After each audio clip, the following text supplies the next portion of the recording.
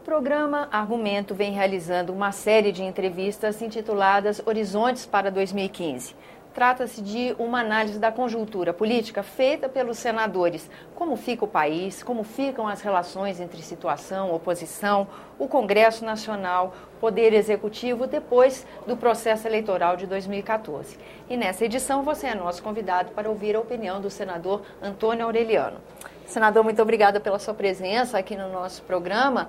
Já ouvimos dos analistas políticos que, baseado nos resultados, depois dessa vitória tão apertada para a presidência da República, o país ficou dividido, que a oposição ganhou uma nova força e que as relações para 2015 vão ser um pouco diferentes do que foram até agora. O senhor concorda com essa linha de pensamento? A minha visão é muito clara. O país, não é que o país esteja dividido, o país não está dividido. O país tem pensamentos bem claros a respeito da nova realidade que se aproxima do país. É fundamental. Sai uma grande liderança dessa eleição, que é o senador Aécio Neves, dando a demonstração clara, que, através dos 51 milhões de votos, de que a população não está de acordo com o governo no que se refere à forma de governar e o que está acontecendo nesse país. Então é fundamental que a oposição cada vez se coloque de maneira clara para toda a população, no sentido de dar a sua contribuição de construção. Agora, em nenhum momento existe divisão de país no que se refere, os brasileiros somos todos nós. Nós vamos buscar cada vez mais fazermos pelo nosso país, mas é dever da oposição. E o povo votou desta forma, que faça uma oposição clara, transparente e efetiva, no sentido de melhorar a situação que o país está vivendo, que não é uma situação boa. Na verdade, teve parcela da comunidade que votou favorável à presidente da República, à reeleição da presidente, mas a grande maioria de todo o povo brasileiro votou contra, através da votação no senador Aécio Neves e também nos votos brancos e nulos, somando um total de 84 milhões de votos contra e brancos e nulos. Quer dizer que existe uma presidente da República que está em minoria quanto à vontade da população brasileira. E pautas, nós vamos ter aqui no Congresso Nacional a discussão de temas que tiveram presentes durante a campanha, principalmente no que se refere à questão econômica. Qual a expectativa do senhor para a vinda e o tratamento desses temas a partir desse processo eleitoral que atravessamos? Não tenho dúvida que vai ter que fazer uma reformulação. O que está acontecendo no país em termos de economia, nós estamos sangrando empresas estatais de maneira não só na parte administrativa, como na parte de conduta moral, que vai ter que ser mudado isso. Nós estamos aí vivendo um momento extremamente complexo que o país vive no que se refere à moralidade e à ética na administração pública. Então tem que haver uma reformulação imediata, porque o povo não vai aguentar isso de maneira nenhuma. Já colocou claramente. Eu acho que cada vez mais a oposição deve mostrar, e o governo deve reconhecer o que a oposição está falando que é necessário ser feito, e inclusive abrir mão de teimosia em algumas áreas e seguir no rumo correto, que é de transparência na atuação administrativa, de efetividade, não levando a empresa, por exemplo, um exemplo da Petrobras, é uma empresa como a Petrobras a ser sacrificada para...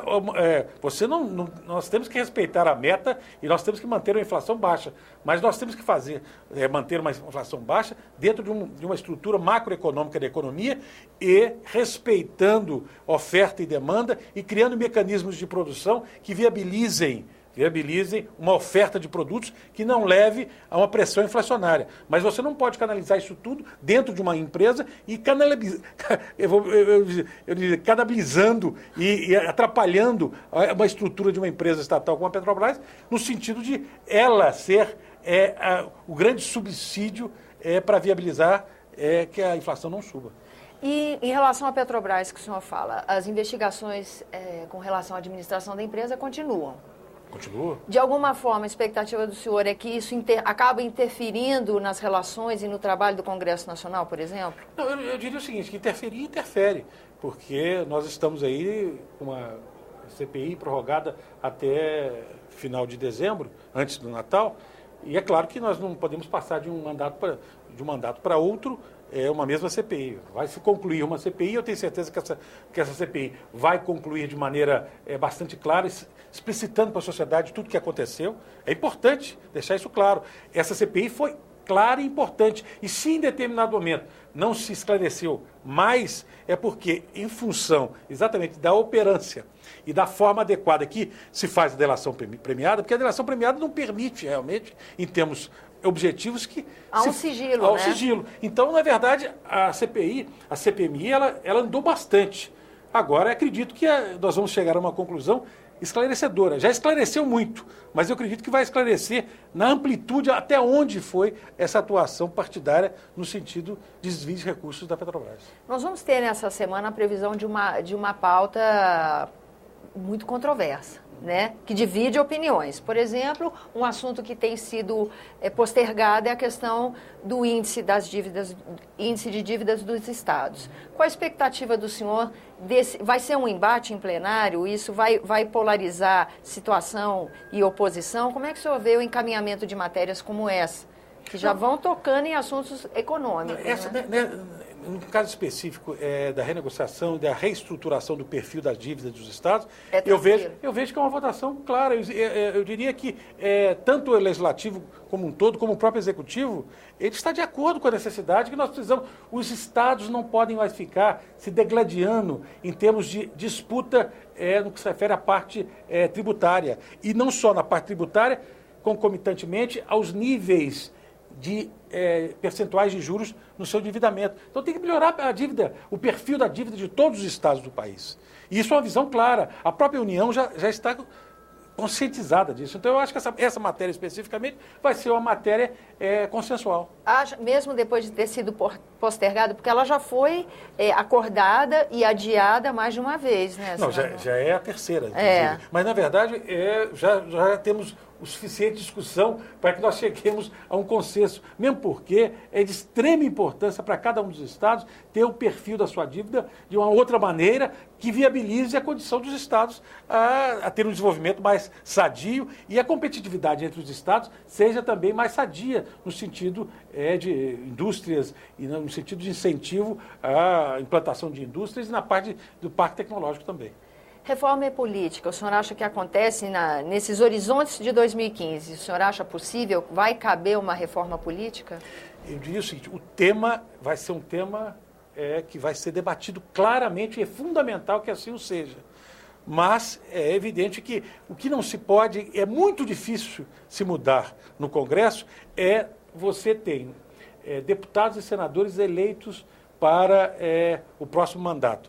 É muito complexo nós discutirmos um assunto dessa natureza e modificarmos em prejuízo dos vitoriosos que estão agora no Congresso. Mas que o assunto vai ser discutido, eu não tenho a menor dúvida, é fundamental. Não existe possibilidade de você evoluir na reforma tributária, no Pacto Federativo, se nós não evoluirmos na parte da reforma política, que é de extrema importância. Agora, o fato dela acontecer, eu acho que diria o seguinte, ela vai acontecer. Agora, é uma discussão longa que deve começar imediatamente, eu acredito que vai começar imediatamente, mas que vai se prolongar e diria que as modificações devem ser modificações para, sem ser a próxima legislatura, a seguinte. Outra. Agora, há um movimento na sociedade civil de se colher assinaturas para um projeto de iniciativa popular.